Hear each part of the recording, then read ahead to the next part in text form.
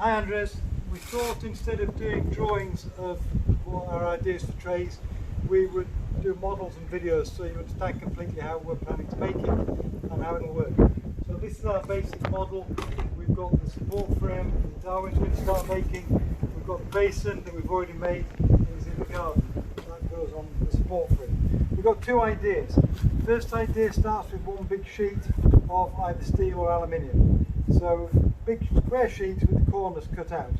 So what we can hopefully do, this is what we might need to talk to Darwin about, fold up the sides, weld the corners, and once that's welded into one big basin with very few seams, so good and waterproof, we put in some cross pieces in the middle.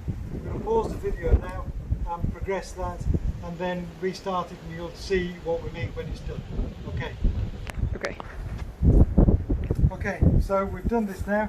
We've got the outside box that we've just got welds on the four corners, everything underneath no welds. And inside it we put cross pieces. We haven't worked out all the geometry for this yet, so this is just indicative.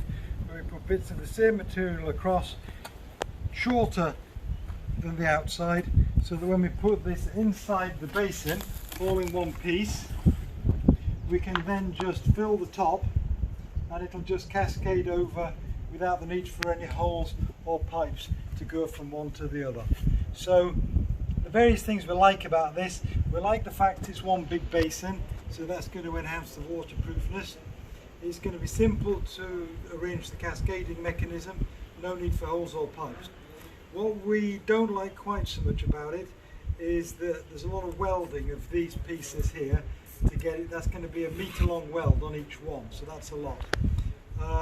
Plus it's not going to be a flat tray, the tray's at an angle, so like we have with the pipes, as it evaporates the surface area decreases, but we think that's a practical option. Okay, that's option one. So now we go to option two. Option two is smaller trays like these. We make them basically the same way as we made the big tray. We've not shown you how we do that, as I'm sure you can imagine. So a flat piece of steel, fold up the four sides, fold up the sides, weld down each corner. So these are creases, not cut, 4 welds, so that's a nice self-contained waterproof tray. Again, we've not worked out the geometry, but we want this to be flat with a water depth of maybe 1.5–2 centimeters, something like that.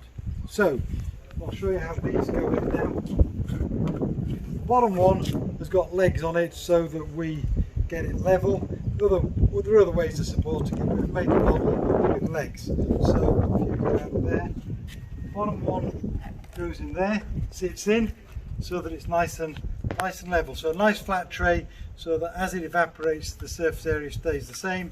And then there are various ways of doing this, but this is the kind of simplest way, that each one just sits on the edge of the one in front. So we fill it up, and we haven't made them all, and if they're properly made they'll be more precise than this, but basically we can fill it up with trays all the way, so we'd end up with a step system, which is pretty similar to what the professor had in terms of the final arrangement, but we think a more practical solution. So you have all of these. These are simple, each one is simpler to make, but we're back where we were with the pipe system, where we need to have a hole or something so that when you fill the top one it cascades over, otherwise it just overflows.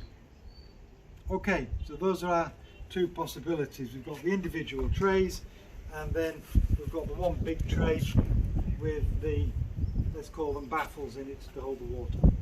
So those are the two options we're thinking about. If you want any more information, we can have a catch-up phone call and talk about it probably. Okay, there we are. Thanks.